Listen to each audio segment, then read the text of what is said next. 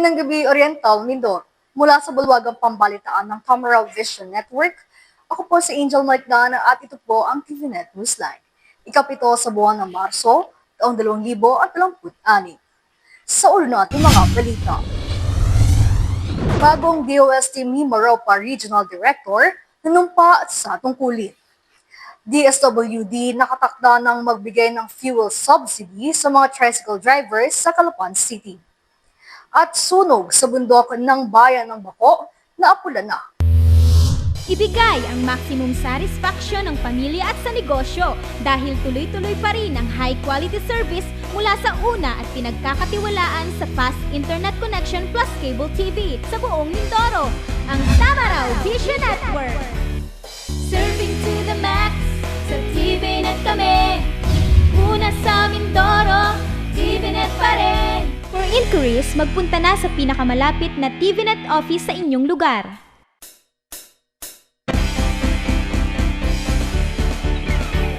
Sa detalye natin mga balita, muling gumampan sa kanilang tungkulin ang Philippine Coast Guard Auxiliary sa kanilang humanitarian mission sa pamamagitan na aktibong pakikisa sa pagtulong sa mga pasahero sa kasagsagan ng peak travel period ngayong Semana Santa. Muling kumampan sa kanilang tungkulin ng Philippine Coast Guard Auxiliary sa kanilang humanitarian mission sa pamamagitan ng aktibong pakikiisa sa pagtulong sa mga pasahero sa kasagsagan ng peak travel period nakaraang Semana Santa. Bahagi ng regular na mandato ng PCGA ang pag-aalay sa mga biyahero tuwing dumarami ang mga pasahero sa mga pangunahing okasyon gaya ng Pasko, Undas at Semana Santa, kung kailan mas mataas ang bilang ng mga umuuwi at bumabiyahe sa iba't ibang pantalan sa bansa.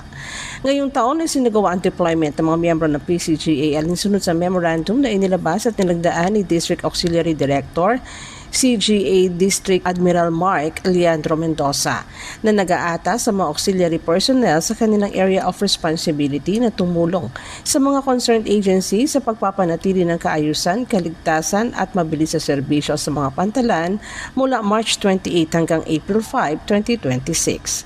Sa Calapan Port, ipinatupad ang oplang biyaheng Ayaw Semana Santa at Summer Vacation 2026 sa pakikipagtulungan ng Philippine Coast Guard, Philippine Ports Authority, Philippine National Police, Police Maritime Group at Land Transportation Franchising and Regulatory Board. Kagad naman tumugon ng mga miyembro ng PCGA 505th Squadron sa pangunguna ni Director Auxiliary Squadron Commander Joel Mancio, kasama ang PCGA 517th Squadron sa pamumuno ni Director Auxiliary Squadron Commander Edmund Casanova upang tumulong sa pamamahala ng daloy ng mga pasahero sa pantalan. Sa pamamagitan ng Malasakit Help Desk, naging mas epesyente ang pagbibigay ng agarang assistance sa mga biyaherong nangangailangan ng espesyal na atensyon kabilang ng mga senior citizen, buntis, persons with disabilities at mga batang pasahero. Nagbigay rin sila ng gabay sa mga pasaherong nahihirapan sa mga proseso ng pagsakay at dokumentasyon. Malaking tulong din ay binigay ng PCGA sa pagpapatupad ng Online Reservation Assistance System o ORAS, lalo na sa mga first-time users, senior citizens at mga pasaherong walang dalang gadget o hindi pamilyar sa online registration process. Sa kabuuan, nanatiling maayos ang daloy ng pagpasok, pagproseso at pagsakay ng mga pasahero sa Calapan Port sa kabila ng ilang bagong patakarang ipinatutupad sa pantalan. Ipinakita ng PCGA at ng mga katuwang na ahensya ang kahalagahan ng koordinasyon, mabilis sa pagtugon at malasakit sa publiko upang matiyak ang ligtas at maayos na biyahe ng mga pasahero nakaraang Semana Santa. Umabot sa mahigit 40,000 inbound passengers ang naitala sa mga pantalan sa buong lalawigan sa kasagsagan ng biyahe ngayong Semana Santa.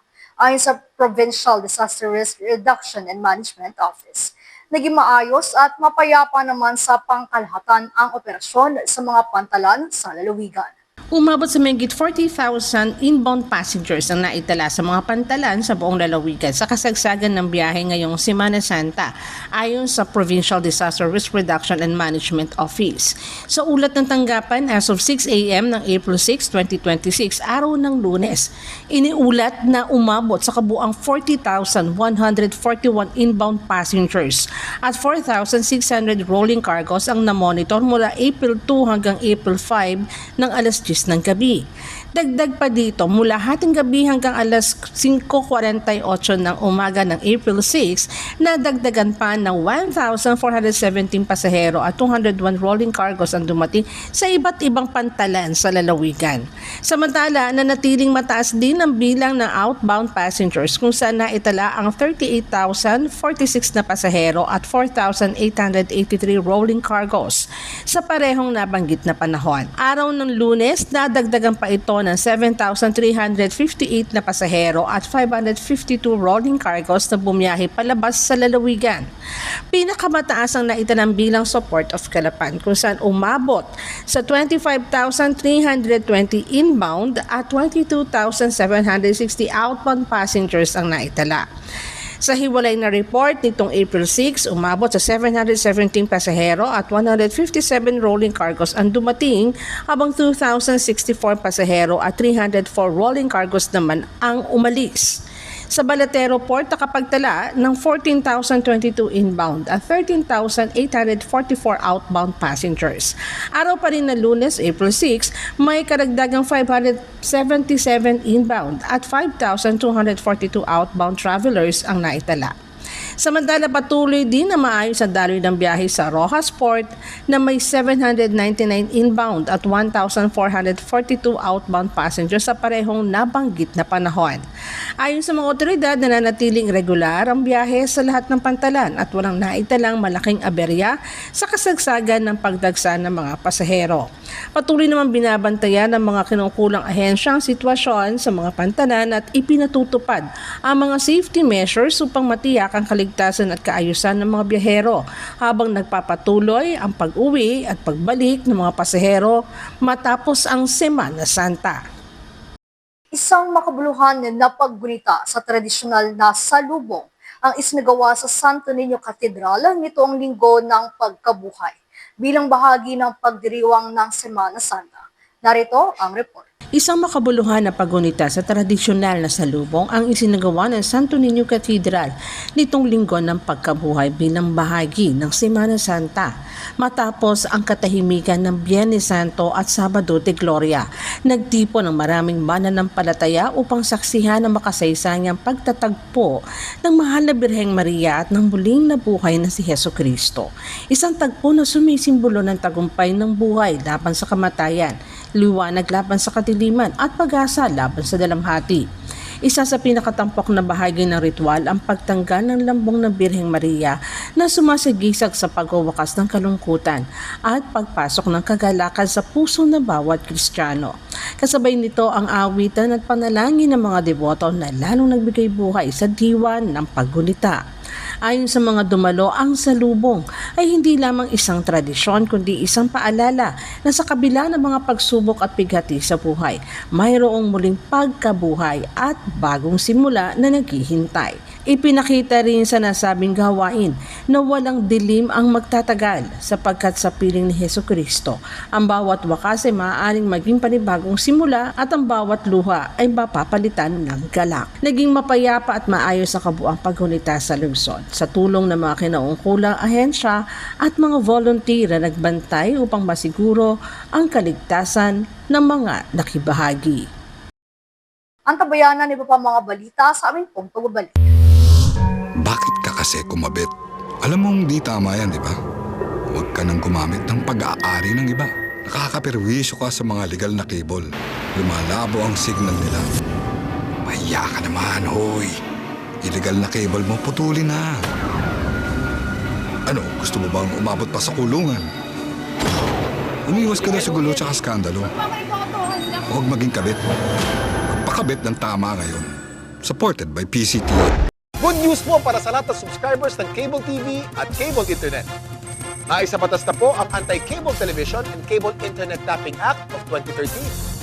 At ayon dito, bawal makitabit ng Cable TV at Cable Internet. Ang parusa sa sino mang lumabag sa batas na ito ay pagkakakulong at pagbabayad ng malaking multa. Bayad ka na nga, kulong ka pa. Kim Atienza po, nagsasabing pagdating sa batas, hindi weather-weather lang. Huwag maging kabit. Supported by the PCTA.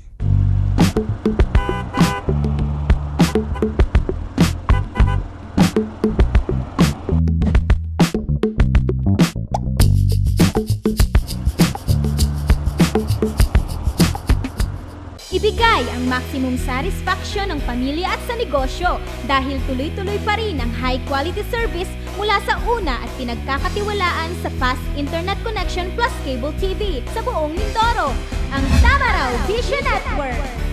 Serving to the max, sa TVNet kami. Una sa Mindoro, TVNet pa rin. For inquiries, magpunta na sa pinakamalapit na TVNet office sa inyong lugar.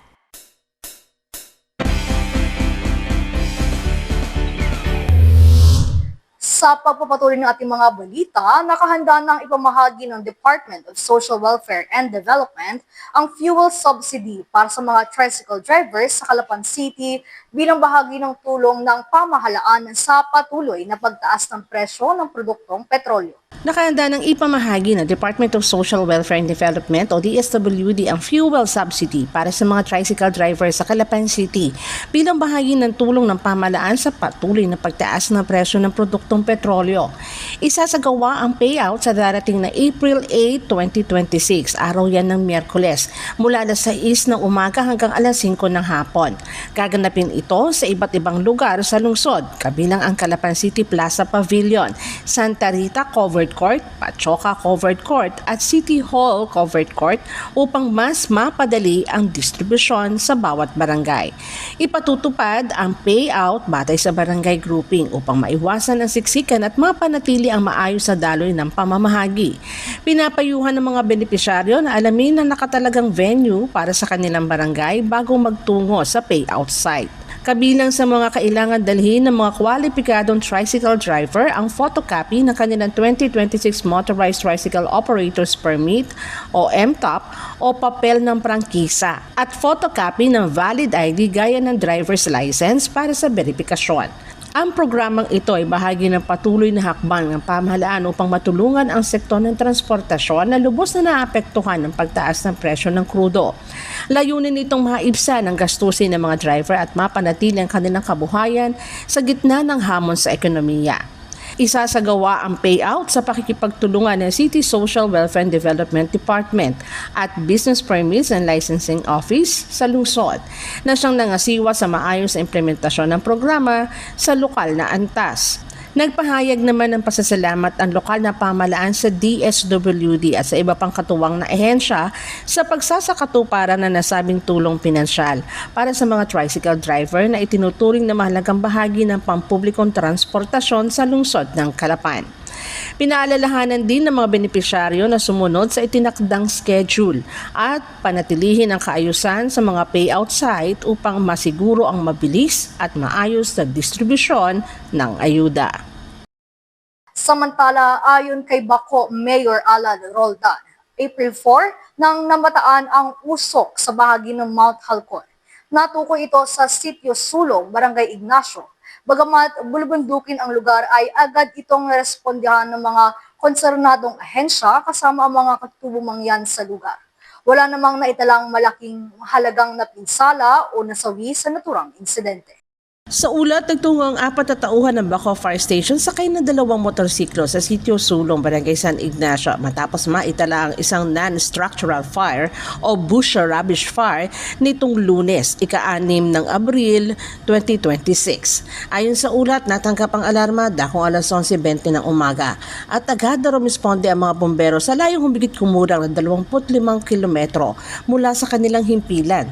Dumating ang mga tauhan sa lugar bandang 1:20 ng hapon.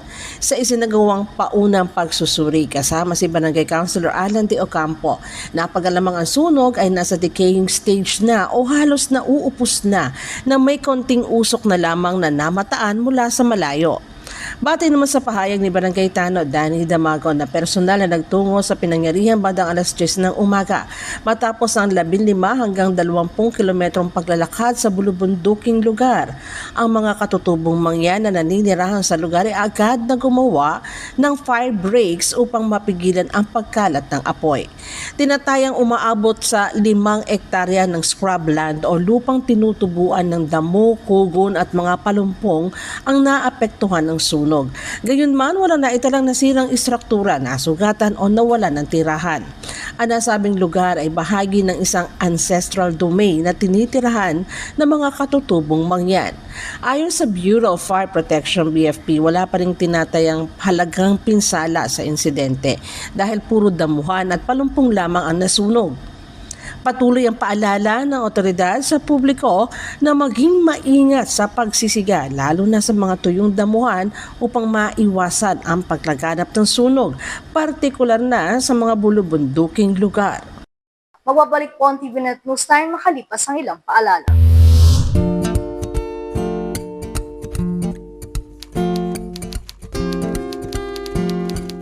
Inday, pakiligpit nga itong mga kinalat ng mga bata.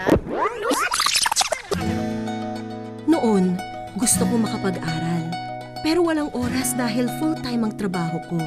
Pero ngayon, dahil sa online classes ng Solar Learning at DepEd Alternative Learning System, natupad na ang pangarap kong makapag-aral. Good day, ka-learners! Welcome to another episode.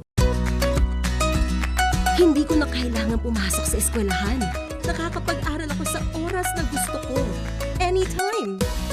Nagkaroon ako ng second chance sa pag-aaral. At dahil recognized ito ng DepEd, sigurado ako sa diploma. This lesson, You should be able to... you learned about the persons. Sa wakas, matatapos ko na ang high school ko. May salamat din nga pala kay ate. Ina-sponsor niya ako na ma-enroll sa Solar Learning.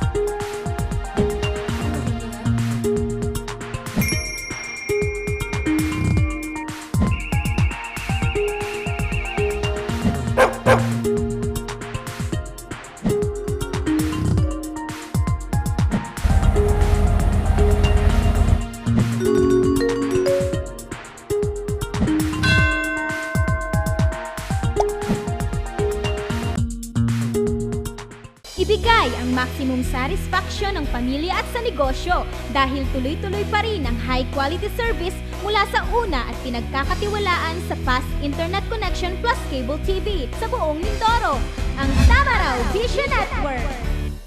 Serving to the max, sa TVNet kami. Una sa Mindoro, TVNet pa rin. For inquiries, magpunta na sa pinakamalapit na TVNet office sa inyong lugar. Inilunsad ng Social Security System ng ang Kasambahay Caravan upang hikayatin ang mga household employer na iparehistro ang kanilang mga kasambahay at matiyak na sila ay saklaw ng Social Security Protection Program ng bansa. Inilunsad ng Social Security System ang Kasambahay Caravan upang hikayatin ng mga household employer na iparehistro ang kanilang kasambahay at matiyak na sila ay saklaw ng Social Security Protection Program ng bansa. Isinagawa ang caravan sa Metro Manila at ilang lugar habang nakalatag na rin ang pagsasagawa nito sa iba't ibang sangay ng SSS sa bansa. Layunin ng programa na mabigyan ng sapat na proteksyon ang mga kasambahay na kadalasang hindi nabibigyan ng benepisyo sa oras ng pangangailangan. Maaari ring mag-avail nila ang mga rehistradong kasambahay ng loan programs ng SSS tulad ng salary at calamity loans. Gayon din ang karagdagang proteksyon mula sa Employees Compensation Program para sa mga work-related na karamdaman, kapansanan o pagkamatay.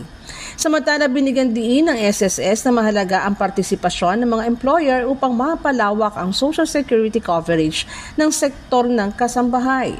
Bahagi ang caravan ng mas malawak na kampanya ng SSS upang mailapit ang kanilang serbisyo sa mga kasambahay at kanilang employer, lalo na ang mga hindi pa rehistrado. Kabilang sa mga serbisyong inihatid Sa mga site, ang SSS registration, pag-i-issue ng SSS number, pag-update ng member records, assistance sa online services gaya ng My.SSS, pagbuo ng payment reference number o PRN, aplikasyon sa loan at benepisyo at orientation ukol sa coverage at obligation ng mga employer. Sa ilalim ng Republic Act No. 11199, obligadong iparehistro ng employer ang kanilang kasambahay sa loob ng 30 araw mula sa pagkuha nito sa trabaho at tiyaking na ihuhulog ang kaukulang kontribusyon. Para sa mga kasambahay na kumikita ng 5,000 pataas kada buwan, kinakaltas ng employer ang bahagi ng empleyado sa sahod at dinadagdagan ito ng sariling kontribusyon bago ihulog sa SSS. Samantala kung 5,000 pesos pababa ang sahod, buong kontribusyon ay sasagutin ng employer. Formal nang nanumpa sa tungkulin si Dr. Bernardo Aido N. Cepeda bilang bagong Regional Director ng Department of Science and Technology o DOST para sa Mimaropa Region sa isang seremonyang ginanap sa DOST Central Office noong Marso 31, 2026. Formal nang nanumpa sa tungkulin si Dr. Bernardo Cepeda bilang bagong Regional Director ng Department of Science and Technology para sa Mimaropa Region sa isang seremonyang ginanap sa DOST Central Office na karang 31 ng Marso. Pinangunahan ng oath-taking ceremony ni Dr. Renato Solidum Jr. kasama si Engineer Sancho Maborang at dinaluhan ng iba pang opisyal ng ahensya, mga kawani ng DOST Mimaropa at mga miyembro ng pamilya ni Dr. Cepeda. Sa kanyang talumpati, pinigyantiin niya ang patuloy na pag-angat ng rehiyon ng Mimaropa Region bilang isa sa mga destinasyong pinipili ng mga turista at mamumuhunan. Aniya, mahalagang maiposisyon ng rehiyon bilang sentro ng kaunlaran sa iba't ibang sektor kung saan may mahalagang papel ang agham at teknolohiya sa paghahatid ng mga programa at solusyon na direktang makikinabang ang mga komunidad. Ibinahagi rin niya ang kanyang bisyon para sa regional office sa ilalim ng temang teknolohiya at agham na ramdam, aarangkada na sa Mimaropa at Tara, Pamimaropa na naglalayong gawing mas kapakinabang at mas maramdaman ng publiko ang mga inisyatiba sa science and technology. Ayon pa kay Dr. Cepeda, layunin niyang palakasin ang implementasyon ng mga programang pang-agham at teknolohikal sa rehiyon, partikular na sa larangan ng agrikultura, disaster resilience at digital innovation upang mas mapabilis ang pag-unlad at mapabuti ang kalidad ng buhay ng mga mamamayan. Samantala, ipinahayag naman ng pamunuan ng DOST ang kanilang buong suporta sa bagong Regional Director ng Mimaropa, kasabay ng panawagan na ipagpatuloy ang mga programang maghahatid ng inklusibong kaunlaran sa buong rehiyon. Maaari niyo rin po kaming mapanood sa YouTube. Type lamang ang TVNet Newstime. Bisitahin at ilike rin ang aming Facebook page, Newstime Channel 10. At yan po ang kabuuan ng mga balitang nakalap ng Lucen Staff and Crew para sa araw na ito. Para po sa inyong comments o suggestions, mga balita at impormasyon na nais niyong iparating sa aming programa, tumawag po lamang sa 043-288-4240. Ito po ang TVNet Newstime, katotohanan at serbisyo hatid sa mga Mindoreño.